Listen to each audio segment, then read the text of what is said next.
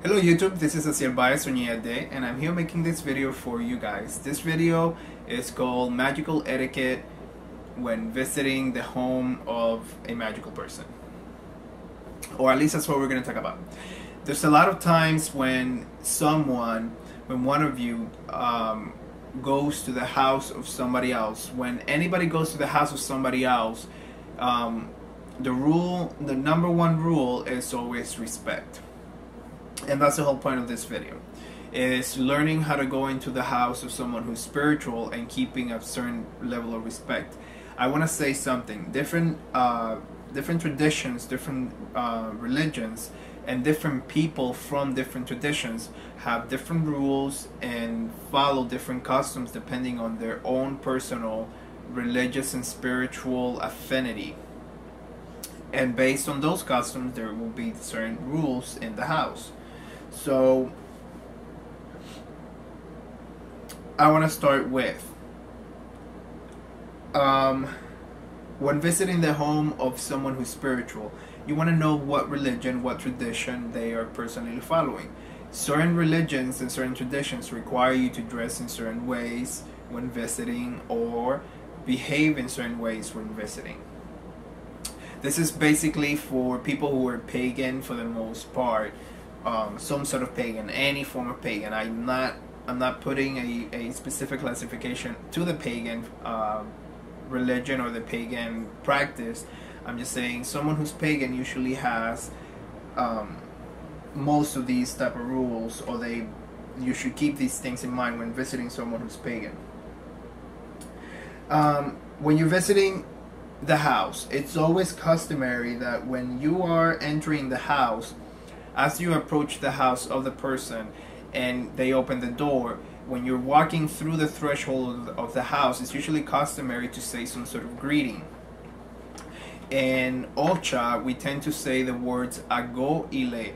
Ago Ile means with the permission of the house, with the permission of the owner, and permission of the spirits to enter into the house. This is just usually a customary salute or a customary phrase that is said in order to grant permission into the house. I want to tell you guys something also. The ritual rooms, the houses, every house it's divided obviously into different rooms. You know, the kitchen, the bathroom, bedroom, etc., etc., etc. The ritual room, or the Igbodung, is always considered a sacred room, obviously, and it's not considered to be one of the actual rooms of the house. It's always considered the temple of the house. So it has other... The whole point of this video is the entrance of the ritual room. When you walk into the regular house, obviously you behave like normal. When you walk into the ritual room of the house, it's usually when you apply most of the customs and most of the behavior that you're going to. Your behavior in the house will be different than your behavior inside of the room. That's the whole point. So usually when you're walking in, you'll say Agoile, or you say some sort of bless, or ask for some sort of permission from the spirits, permission from the deities.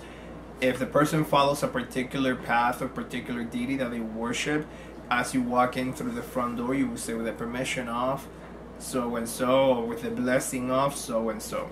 So I want to make you guys aware that when you enter the house of someone else, it means that that person's spirits, that the deities are allowing you to enter. Have you ever noticed that sometimes when you really want to go somewhere, there seems to be a lot of blocks in the way, and you're trying to make it to someone's house, or you're trying to make it to some place, and there's no way of making it there because every time you leave the house there's some sort of complication? That's usually the universe telling you that today is not the day for you to go there. When you finally do enter into someone's house, it means that the universe has obviously granted you permission to enter into that home. So granted, as you're entering, you want to be thankful, and you want to make sure that you are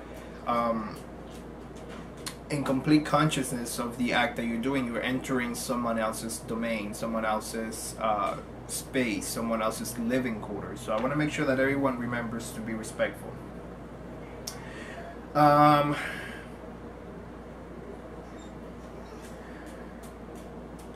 Always follow the rules of the house, obviously.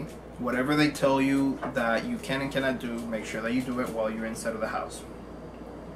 Certain religions, certain houses will require you to smell a certain way, so they'll usually provide a cologne if you don't have any, or a specific smell. They might require you, depending on the deity, they might require you to dress in a certain way. For example, when you're visiting the house of an Orisha priest like mine, who has a Ochun crown, there technically doesn't tend to be too many taboos, besides the fact that if you're smelling bad, obviously we'll try and spray you down a little bit before you walk into the room, because Oshun doesn't like bad smells, for example. But she doesn't require much of anything else. If you are someone who's visiting the home, Shanti, sit down. Sorry, my dog, and you just hear the little paws all over. If you're someone visiting the house of a priest, for example, of the Orisha Yewa, that Orisha will require you, by the simple fact of walking into the house, they'll require you with certain taboos of clothing and of smell that Oshun, for example, won't require. Another Orisha like Obatala, for example, if you're dressed in black, you might want to cover yourself in white prior to approaching this Orisha. So it'll depend usually on the Orisha, and the person whom you're visiting is the one who's in charge of letting you know if there's any particular rules to follow.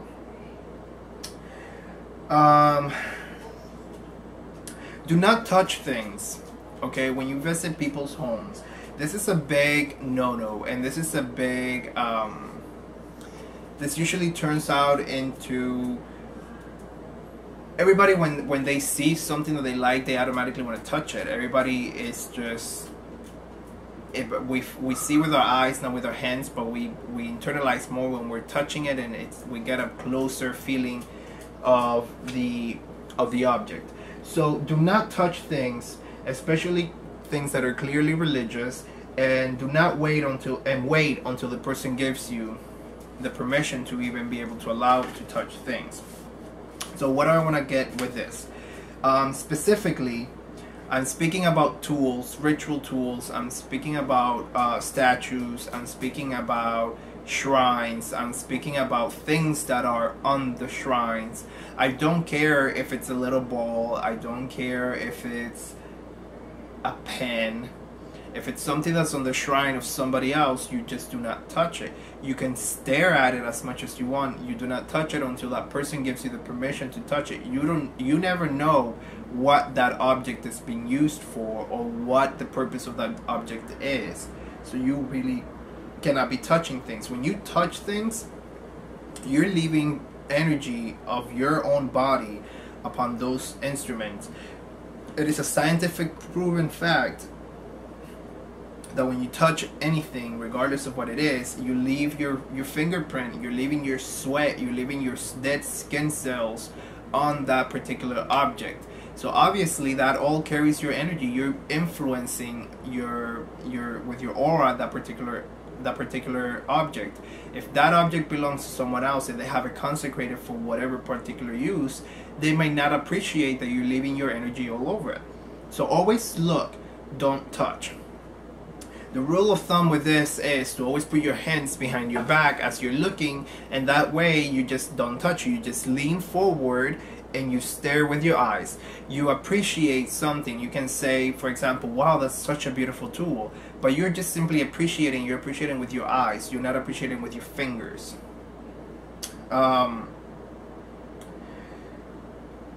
When the person gives you the permission to touch it, then you can go crazy and you can touch it, because they're already allowing your influence to be upon that object also, or they know why they want to do it. But yes, always wait, always look, but do not touch.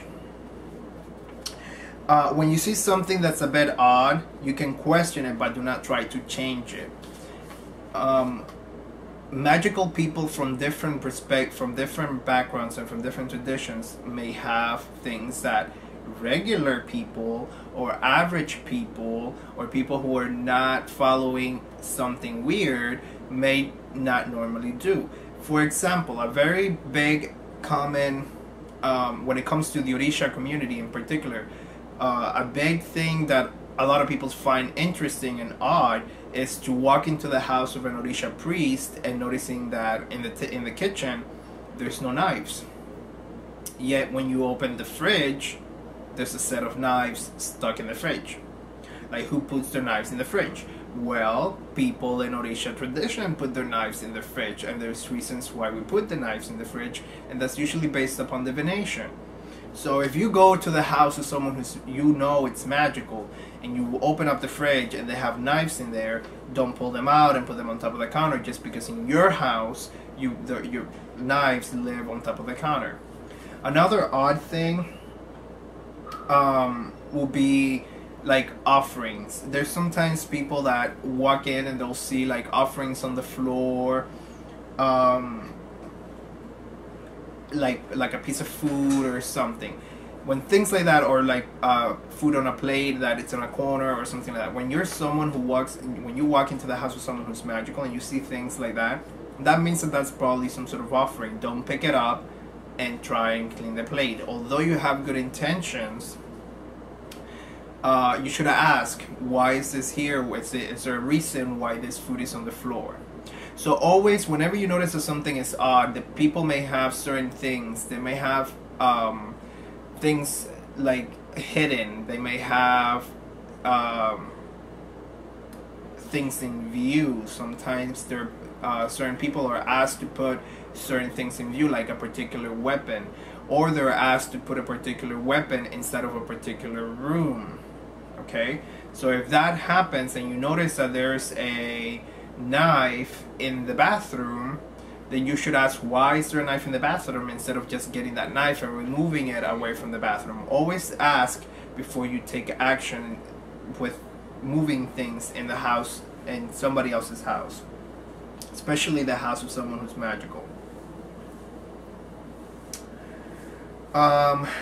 Be aware of rules when entering the magical room. Most of the times when entering the magical room or the sacred space of the person, there's usually some sort of knocking by the door. The knocking of the door usually has two meanings behind it, or two reasons why people do it.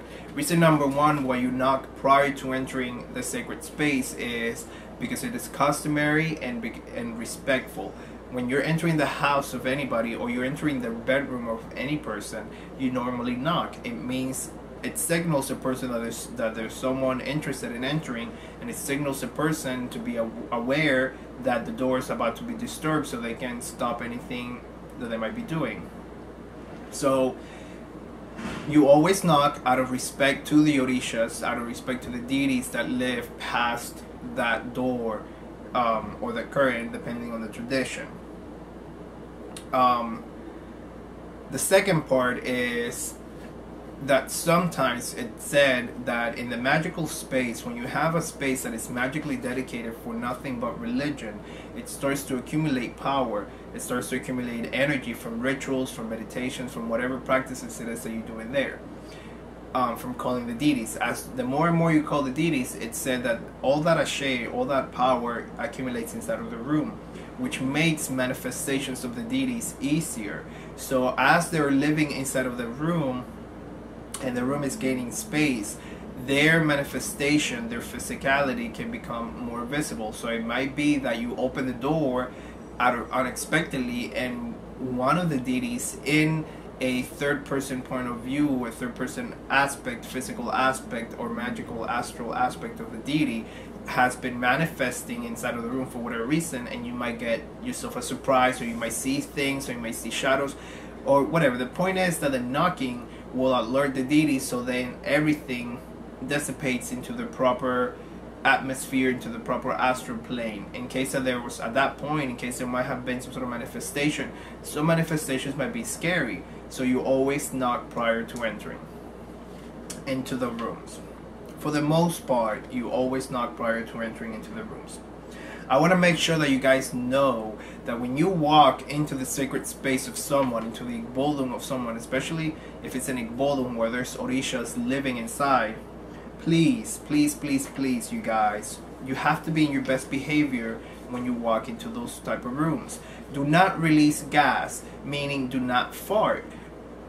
If you have to fart, if you have to release gas from your intestines, that's okay. You just simply walk out of that room and do it in the bathroom or do it outside. Even if the people that you're with are close friends or relatives or something,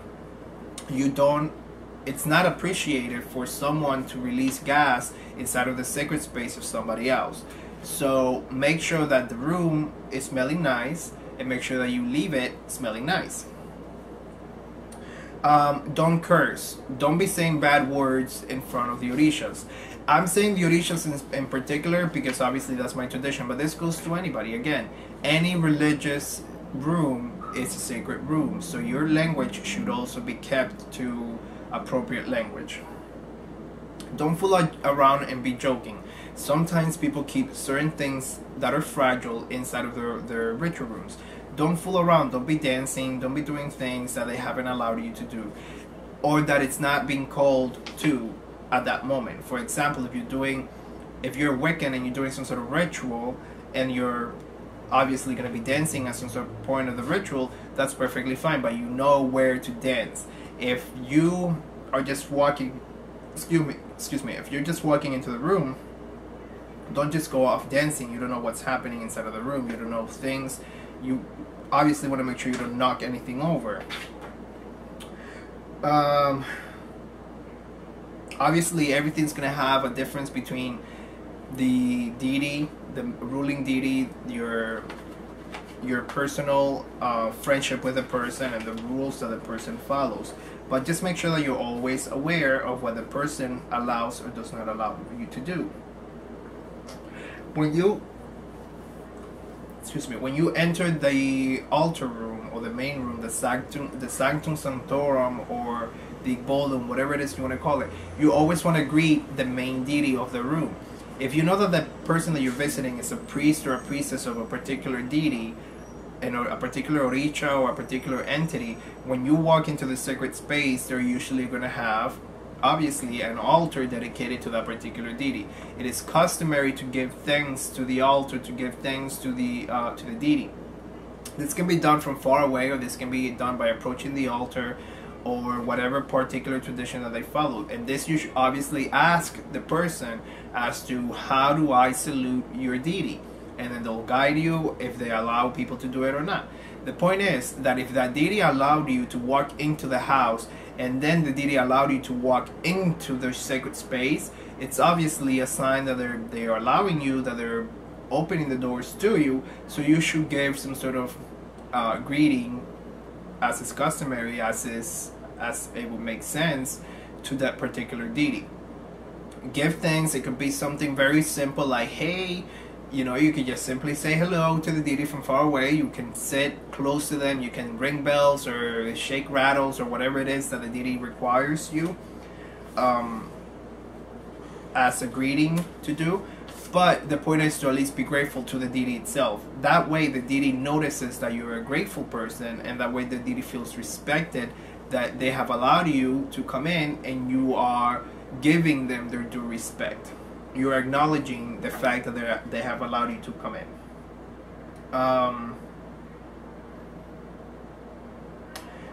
It is also customary to try, especially if that is your first time visiting the home, especially if it is your first time visiting the home of an Orisha priest. Okay, it is customary to take some sort of offering to the deity, like 2 candles, flowers, fruits.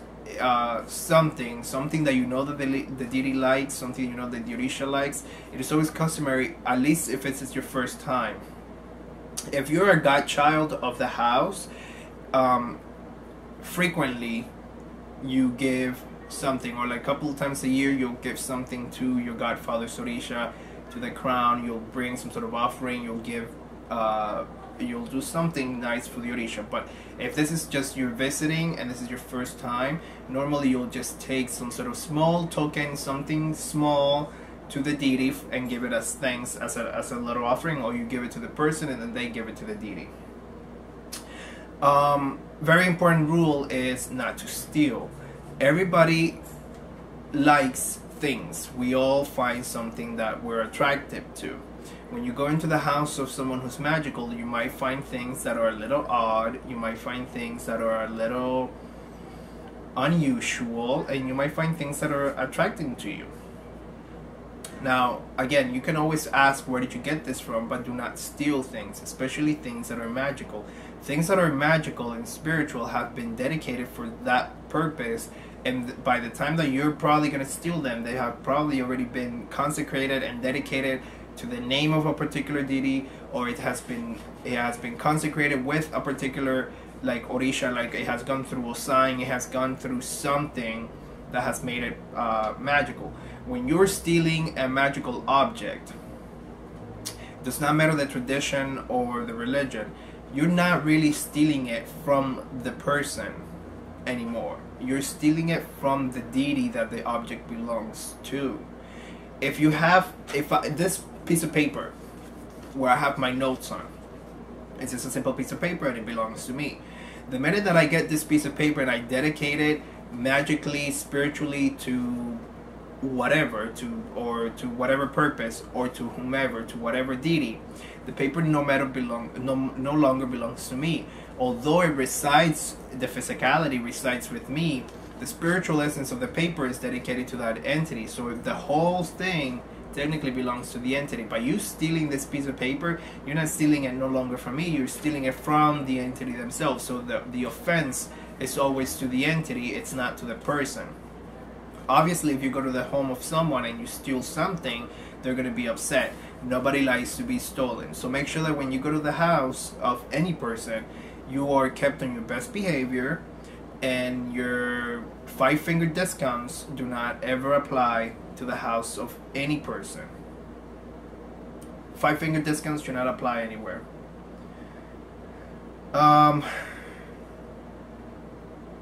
When something magical is given to you, for example, plates. Well, let me get into that. If you visit the house of someone magical for a particular something, and they're giving you something to take home, make sure that whatever you have to return, that you return it back. A lot of people in Ocha, for example, we tend to have plates that are just strictly for Orisha rituals. Some people do, some people don't. Some people use regular house plates, but the majority of us tend to have a set of white plates that is strictly for Orisha ceremonies, to be used in different things. So if plates are handed to you after so much use, those plates are dedicated to the Orishas, or religious plates. Obviously, they're carrying a che from all the use that they've been getting and all the use that they're gonna get. Always return the plates back. If you're giving a hat, return the hat back. Whatever you're given that has to come back, make sure that you put the effort. And obviously, the person's gonna let you know whether or not that object needs to make it back into the house. Things cost money, people. Let's be honest. Plates cost money. They might cost $1, but after you give away 20 plates, you've lost $20, and then you have to re-put those $20 back. So always give the object back to the person. If the person lets you know this object needs to return, you need to then make the effort to return the object. Okay. And this goes for cloths, and like if they give you a piece of cloth for to like wrap something and take it home, make sure you return the cloth back. If they give you a bag, I don't care what it is, whatever people give to you that belongs to the temple area, that belongs to the sacred deity, to the sacred space, always return it back. Make sure that you put the effort of being thankful for utilizing that object, and then return it back.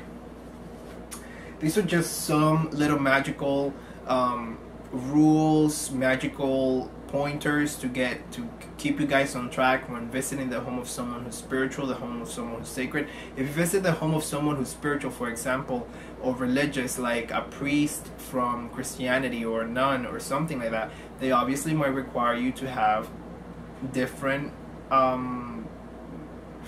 taboos or different rules or applications for you to, not applications, or ways of you entering the house or whatnot. It depends on the tradition, it depends on the person, it depends on their personal desires and their personal rules of how they keep their temple. Everybody's home is their own personal temple. So just always keep things in mind. The number one rule that you're never ever ever going to go wrong with is respect.